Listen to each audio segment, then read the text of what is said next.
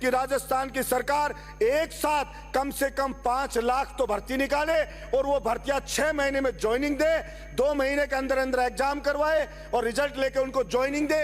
वरना तो केवल घोषणा हो जाती है, चुनाव के टाइम सिर्फ नौकरी मिलती है, चुनाव के बाद 4 साल तक कोई सरकार आए चाहे। मेरे गांव के अंदर सभी गांव के किसानों के बच्चे या तो फौज में भर्ती होते थे या ज्यादा पुलिस में भर्ती होते थे। अब फौज में जाओ तो उनको कह दिया कि सिर्फ 4 साल के लिए जाना है, कोई 2.5 साल मात्र नौकरी करेंगे, उसके बाद अपने घर चले जाओ।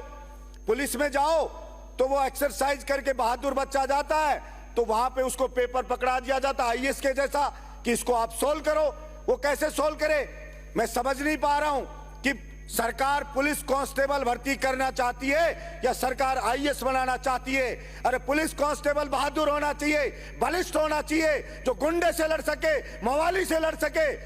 लेकिन सरकार कहती है कि नहीं, हमें बलिष्ठ चाहिए ही नहीं, हमें तो बिल्कुल चश्मा लगा हुआ पढ़ने वाला हो, जिसको कोई रैकारा भी कह दे तो बाथरूम आ जाए, ऐसे को भर्ती कर लेंगे हम। सारा आदमी की अलग अलग अभिरुचि होती है, अलग अलग क्षमता होती है, शारीरिक क्षमता होती है, लेकिन पता नहीं कौन पेपर बनाता है। फिर अगर या तो भर्ती निकलती नहीं है, निकलती है तो उसका पेपर आउट हो जाता है। मैंने पहले भी सूर्य उदय से सूर्यास्त तक इस पेपर लीक के खिलाफ में दौड़ लगाई थी कि ये पेपर लीक रुकना चाहिए। और जब राम कृपाल मीणा इसी सदन में चर्चा हुई थी कि राम कृपाल मीणा जो प्राइवेट कॉलेज चलाता है, उसके कॉलेज में सेंटर था एग्जाम का, वो उस तिजोरी के पास कैसे उसकी ड्यूटी लगी और उसकी ड्यूटी किसने लगाई, तो बताया गया इस सदन में कि कलेक्टर ने ड्यूटी लगाई। तो वो कलेक्टर क्यों नहीं गिरफ्तार हुआ, कलेक्टर के खिलाफ क्यों नहीं कार्रवाई हुई, उसके खिलाफ होनी चाहिए थी। उस बड़ी मछली को किसने बचाया। और भी कोई बड़े आदमी हो, ये छोटे छोटे आदमी पकड़ करके और हम खाना पूर्ति नहीं कर सकते।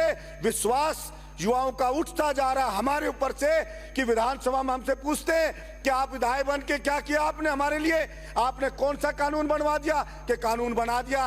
कानून बनाने से नहीं होगा, उसको इफेक्टिवली लागू करना पड़ेगा और ईमानदारी के साथ उस आदमी को पकड़ना पड़ेगा जो वास्तव में, वो कहते ना गांव में हमारे कहावत है, चोर नहीं चोर की मां को मारो, जो जन्नत से ही बंद हो जाए वहां पे, वो काम करना पड़ेगा, तब जाके विश्वास होगा। आज युवा बेचारा भटकता फिर रहा है, 4-4 साल कोचिंग करता है, महंगी महंगी कोचिंग में जाता है, स्कूल में जाओ तो भारी भारी फीस देता है, प्राइवेट स्कूलों में जाता है, कमर टूटी पड़ी है उसकी। इसलिए मैं मांग करता हूं राजस्थान की सरकार से कि राजस्थान की सरकार एक साथ कम से कम 5 लाख तो भर्ती निकाले और वो भर्तियां 6 महीने में ज्वाइनिंग दे, 2 महीने के अंदर अंदर एग्जाम करवाए और रिजल्ट लेके उनको ज्वाइनिंग दे। वरना तो केवल घोषणा हो जाती है, चुनाव के टाइम सिर्फ नौकरी मिलती है, चुनाव के बाद 4 साल तक कोई सरकार आए, चाहे इधर वालों की आए चाहे इधर वालों की आए, कोई नौकरी वोकरी नहीं निकलती है। इसलिए जो किसान मजदूर के बच्चे को नौकरी मिले, ये CHA वाले हैं, ये बेचारे भटक रहे हैं बार बार। ना तो सरकार इनको ये कहती है कि नहीं लेंगे, ना उनको नौकरी लेती है। कभी कोई नेताजी लेके जाता है, कभी कोई के पास जाते हैं, धक्के खाते फिर रहे हैं। इसलिए मेरी सरकार से विनती है, कोरोना के टाइम पे जान पे खेल नौकरी देनी चाहिए, ये मेरी सरकार से गुजारिश है। और मैं सरकार को आगाह करना चाहता हूं, सरकार युवाओं के गुस्से को और किसी को अंडर एस्टिमेट कर रही है, किसान के गुस्से को अंडर एस्टिमेट कर रही है। सरकार को पता नहीं है किसान कितने गुस्से में, क्योंकि उनके बच्चे बेरोजगार घूम रहे हैं, उनके पास बिजली नहीं है, उनके पास पानी नहीं है, तो वो एक तरह से ऐसे बारूद के ढेर के ऊपर हम बैठे हुए हैं। मैं कहना चाहता हूं सरकार से कि सरकार इस बारे में, इस बजट में व्यवस्था करे। बाहर के दूसरे स्टेट के आके नौकरी पा जाते हैं, राजस्थान के युवाओं को 22 स्टेट के अंदर उनका सिलेक्शन रेट 0 है, एक भी राजस्थान के बेरोजगार को नौकरी नहीं मिल रही है। मैंने सरकार से मांग की थी पिछली बार भी, और मुख्यमंत्री जी ने वचन दिया था राज्यसभा चुनाव के वक्त भी, मैंने कहा था 90 से 100% तक राजस्थान के युवाओं को आरक्षण मिले राजस्थान की सरकारी भर्तियों में, और प्राइवेट में 75% तक का आरक्षण मिले।